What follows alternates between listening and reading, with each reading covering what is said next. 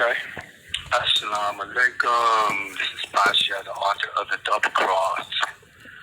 Today, I want to share with you something of great historical value. I'm sure most of you are aware or familiar with our brother and great orator, Frederick Douglass. However, when we speak of these brothers and many others that lived through the most brutal times of American history, we do not give it, nor them, the proper reflection. Even though life for us today is still filled with poverty, neglect, and racism, we act as if we have made it and ignore the racism that still affects every aspect of our lives. It's as if we are numb to the reality that we are still being treated as slaves. Anyway, in 1852, Frederick was invited to give a 4th of July speech in Washington, D.C. And this is what he said.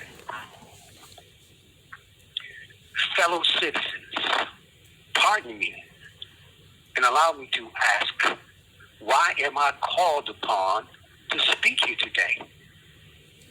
What have I or those I represent to do with your national holiday, your independence? Are the great principles of political freedom and of national justice embodied in that Declaration of Independence extended to us? Am I not included in the pale of this glorious anniversary? Your high independence only reveals the immeasurable distance between us. The blessings in which you this day rejoice are not enjoyed by me in common. The rich inheritance of justice, liberty, prosperity, and independence bequeathed by your fathers is shared among you, not by me and not by mine.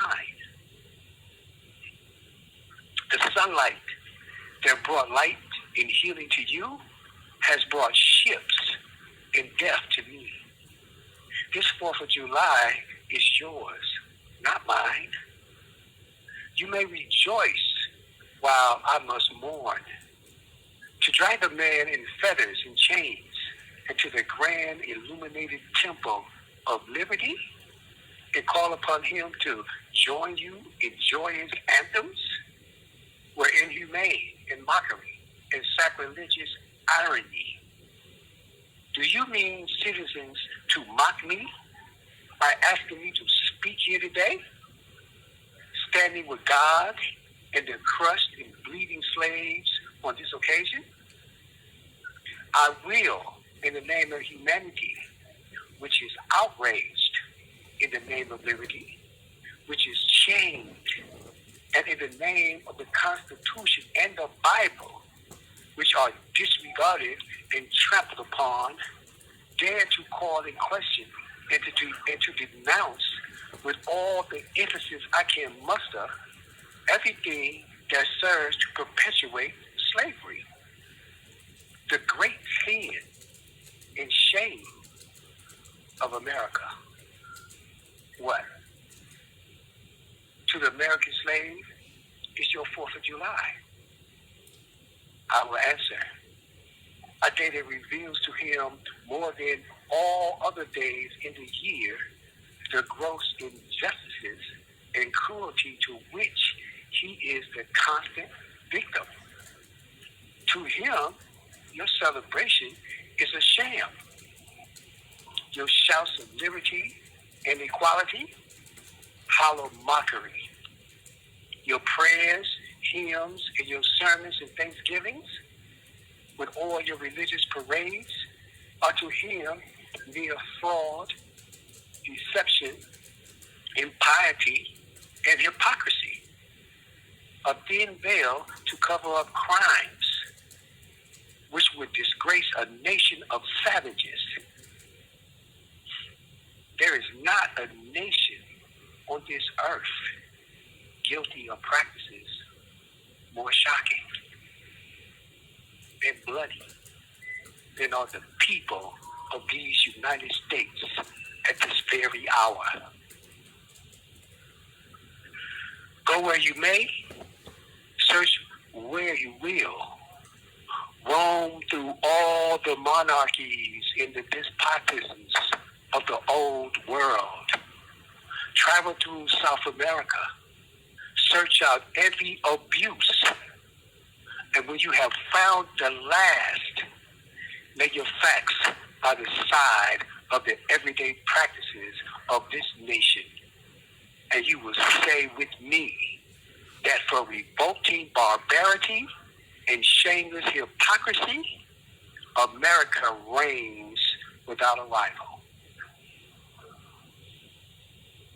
Wow. You drop that, this is the double cross. 1852. That's when his speech was made. 1852.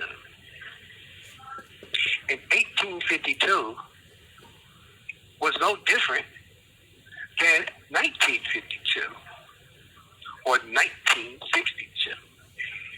1852 is no different than 1972 or 1982 or 2002 or 2022. It's been the same old thing. Aren't you tired? Aren't you tired? I know I am. The passage of time has not helped our cause. Why? Because we refuse to take the issues that plague our nation head on. When Obama got elected to president, we was like, oh shit, it's getting ready to happen. 8 years in office, it didn't happen. How is it even possible to be living in 2023 and yet still facing the same issues that dominated 1852? Now, either the white man is a genius or we as a nation are total fools. I've listed a number of different concerns for our people. However, the biggest one seems to be that we don't live in reality. We have been divided and conquered. That's the biggest problem. We don't see the attack on one of us as an attack on all of us. We take great pride in having things. For us, that's making it. That's success. That's the American dream. So those with things avoid standing up for real freedom and equality for our nation. They leave that to those without things. Under pressure, they may pick an issue or say a few words about somebody being shot or killed or was horrific, that was uncalled for. But for the most part, they remain silent. Have you heard from Oprah or any of the thousands of other black billionaires or millionaires? The NFL and the NBA are both 75% black, and everyone in them are millionaires. What have they built? Why are they not on the front line? Most came from not having things. A lot of these dumb niggas take hundreds of thousands of dollars to the strip club and throw it at naked asses, making it rain, instead of using it to build a rec center or a playground. Or what about sending 5 black teenagers to college?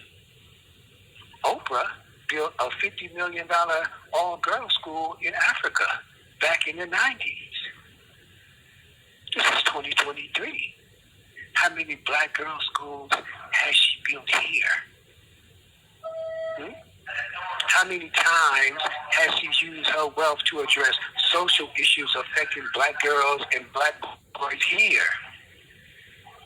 None. How many doctors or lawyers has her wealth produced here? And what about Michael Jordan? Also, none. Young blacks have for 3 decades now died over having a pair of his shoes. You would think that he would have addressed this issue and other social issues with the black community and used his wealth, but he's remained silent and has decided to allow the police and the local hospitals to deal with the problems caused by owning a pair of his shoes. The idea, the concept of finally getting to where the white man is, to sit back with a good cigar, play golf, have tea and crumpets, and while the butler shines the fleet of cars in the driveway, has crumpled the minds and depleted their thought process. Oprah, Jordan, and so many others with new wealth are totally detached from those they now look down upon. They have a new style, a new walk, a new way of talking.